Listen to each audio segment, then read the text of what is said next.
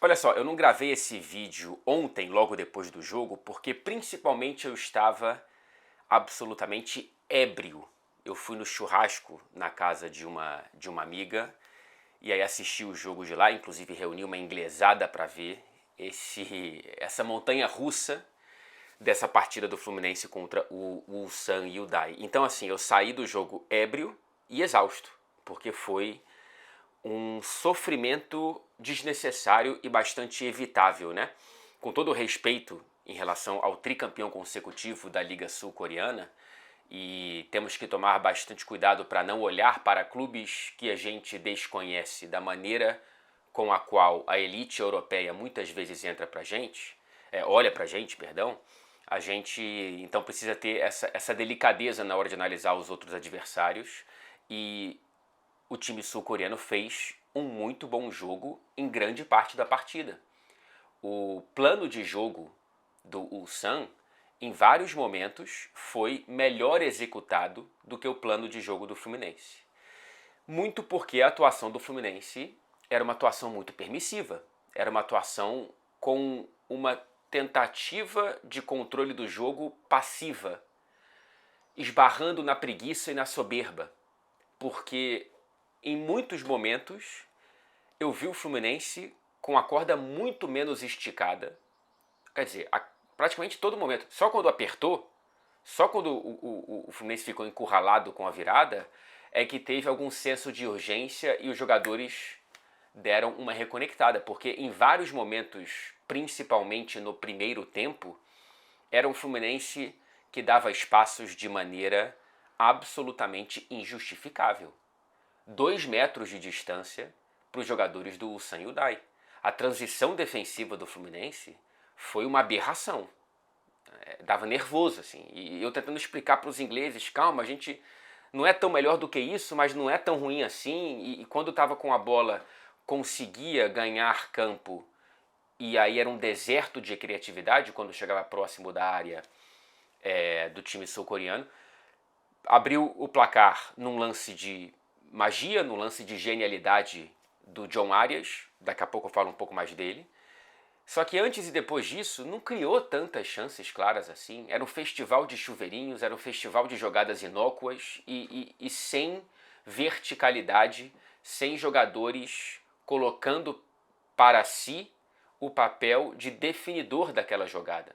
Parecia batata quente em muitos momentos. Então, estava me dando agonia, mesmo quando estava 1-0, com essa atuação do Fluminense. Assim. Quando volta da parada para o pessoal se refrescar, aí é uma tragédia, né? As duas primeiras finalizações são os 2 gols em falhas coletivas, né? Você pode achar falhas em cada gol no futebol, porque um acerto de um muitas vezes é a consequência também do erro do outro. Mas quando você tem o erro do passe do Ganso no primeiro, com uma recomposição muito lenta do Guga, e no segundo o Thiago Silva falhando, o Guga falhando mais uma vez, o Freitas afastando mal a bola, mais do que esses erros que estão diretamente ligados nos gols sofridos, era uma passividade, uma permissividade geral que dava agonia, certamente te deu muita agonia se você assistiu ao jogo, seja você torcedor do Fluminense ou não, se você estava torcendo para o Fluminense em algum grau. E quando volta do segundo tempo, quase toma o 3-1, né, num gol perdido pelo atacante do time sul-coreano. Então, acho que faltou foco. Eu acho que teve um pouco de salto alto. Eu acho que teve um pouco de soberba. E eu espero que isso tenha servido de alerta. Porque o Fluminense consegue virar muito com base também na fragilidade do adversário. Se tiver esse disjuntor desligado em outros jogos, como por exemplo no próximo, que é um adversário mais qualificado, pode ser que não consiga correr atrás do prejuízo. E eu acho que em algum grau também teve um pouco de efeitos da escalação do Renato, que foi em grande parte a escalação que eu queria que o Renato tivesse escalado. Eu falei aqui no vídeo pós-Borussia Dortmund, né? Que eu queria ver o Ganso como titular, queria ver o Fuentes na lateral esquerda, queria ver de repente o Serna e não o Canóbio. E aí aconteceu isso e não deu certo. O Ganso não tá bem. O Ganso não tá bem. Não é momento, não é competição pro Ganso ser titular. Também não quero determinar fim de carreiras por conta de jogos ruins. Eu acho que nesse momento a rotação do Ganso não está acompanhando do time. Foi uma exibição muito ruim individual do Paulo Henrique. O Fuentes também muito pior que o René. O Guga, e olha que eu gosto do Guga, ele tem atuações em jogos grandes que entram para nossa história. Ele é um soldado que está na galeria de jogadores importantes da história do Fluminense, mas ele foi muito mal defensivamente e também muito pobre ofensivamente. Então Samuel é titularíssimo. E o Cano, cara. Eu já vou entrar na questão Everaldo e Cano para falar um pouco mais sobre jogadores individualmente, mas para completar o raciocínio, a escalação era menos mordedora do que contra o Borussia Dortmund. O princípio de mudar a escalação, eu concordo, tanto é que pedi. Ser mais criativo, tentar colocar jogadores mais ofensivos, mais agudos no caso do Serna, e não deu certo. Não deu certo. Tanto é que quando entra o Nonato, melhora muito. Aliás, um cara que muitas vezes passa despercebido, mas ele com a camisa do Fluminense ele consegue ter uma média de atuações muito interessantes. Quem mudou o jogo foi o Keno. Cresce em jogo grande. É uma marca da carreira do Keno, né? E no Fluminense não é diferente. É impressionante, cara. Ele passa por um status de hibernação até quando é jogo grande, quando tá valendo alguma coisa realmente importante, como por exemplo uma tal de final de Libertadores, ele vai lá e tira 2 assistências do bolso. E hoje ele fez tudo o que nenhum jogador do Fluminense fazia. Hoje, né? Ainda tô sentindo a partida aqui pertinho. O Keno, ele foi agudo, ele foi vertical, ele foi driblador, ele chamou para si a responsabilidade de furar a retranca do Ulsan. E ele conseguiu. Algumas vezes errou, algumas vezes acertou, mas quando ele acertou, ele conseguia criar profundidade. O Fluminense pisava muito pouco na área. Era chuveirinho, passe para trás, chute de fora da área. Entendo que isso tem acontecido algumas vezes, mas não tinha penetração na área adversária. E o Keno conseguiu entregar isso. Chegar na linha de fundo, dentro da área. Enfim, ele sai com uma assistência, um gol. E assistências, não foi? Não sei se ele teve uma assistência. Gol certamente ele teve. Então, quem muda o jogo é o Keno. O Keno tem que ser titular? Não sei. Eu também detesto determinar perfil, mas me parece que o Keno melhora como saindo do banco, né? Jogador de segundo tempo, mais do que como titular. Então, não sei se contra uma Mamelodi Sundowns eu colocaria ele ou o Canóbio. De maneira nenhuma Serna ou Paulo Baia, na minha humilde opinião. Vou projetar já porque eu quero entrar no debate Everaldo-Cano. Gente, o Cano não tá bem. A exemplo do Ganso, não dá para você ter os dois ao mesmo tempo. E eu acho que nesse momento não dá para ter nenhum dos dois como titular. Talvez o Cano volte, talvez o Cano ainda seja importante na Copa do Mundo de Clubes, talvez ele seja importante só depois, na sequência da temporada, talvez ele não seja mais importante. E talvez a gente já esteja vendo o eclipse, infelizmente, de um dos maiores ídolos da nossa história. Mas não dá nesse momento para o Cano ser titular. Já falei a mesma coisa do Ganso. E o Everaldo precisa ser titular. Eu sei que eu vou tomar muita pancada porque eu vejo a torcida nas redes sociais querendo pensar escalações sem nenhum dos dois, com Keno de falso 9, alguma coisa assim. Pode até dar certo. Mas o Everaldo, mais uma vez, foi importante. Até esbarrar na principal função dele, que é finalizar. Mais uma vez, ele se omite numa chance que qualquer centroavante adoraria ter para pegar de primeira. E a canção da torcida, presente no MetLife, eu acho maravilhosa, porque é um puxão de orelha com carinho. É uma pressão meio brincalhona, né? O chuta, Everaldo. Eu gosto, porque em algum grau você tá falando pro cara, cara, chuta que a gente tá aqui também. Eu interpretei dessa forma. Não sei se eu tô errado, não sei se foi só bronca, mas acho que foi uma bronca bem humorada. E eu espero que ele interprete dessa forma também, porque o Renato falou pedindo pra torcida abraçar, e eu acho que tem que abraçar mesmo. Não é culpa do Everaldo que a nossa diretoria foi com ele pro Mundial de Clubes, né? Você vê como outros camisas 9 estão sendo importantes para outros clubes brasileiros e não só brasileiros nessa Copa do Mundo de Clubes, e a gente tem um centroavante que tá entregando muita coisa, ele gera muito jogo. O Everaldo, ele tá muito melhor que o Cano, e não é como se o Cano estivesse finalizando bem as que ele teve, né? Ele perdeu um gol claríssimo, inclusive, de cabeça ali na pequena área, sozinho. Então, eu acho que é para abraçar o Everaldo mesmo. É para abraçar o Everaldo e, por favor, Everaldo, chuta. Se você chutar, a torcida vai ficar feliz. Ainda mais se você marcar o gol.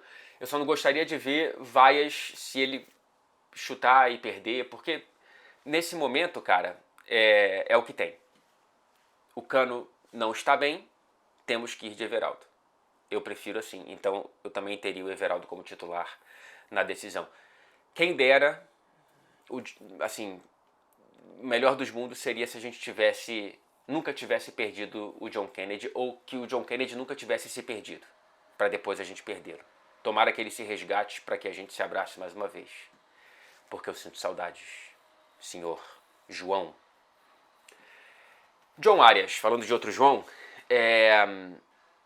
cara, que pintura, e assim, ele já é certamente um dos maiores que eu vi no Fluminense, e ele tá caminhando para ser o maior. Ele tá caminhando para ser o maior. Eu já coloco o John Arias acima do Conca, e olha que é pesada essa declaração. E ele tá muito próximo do Fred. Para mim, esse é o pódio, né? Com o Thiago Silva, talvez ele perto, não sei, tem que pensar quem é o terceiro colocado. Mas nesse momento, o segundo para mim é o John Arias, e eu acho que ele ficando, tá com 27 anos, já renovou o contrato, não sei como é que vai ser a fome europeia vendo mais de perto o que a gente já sabe há muito tempo que o John Arias...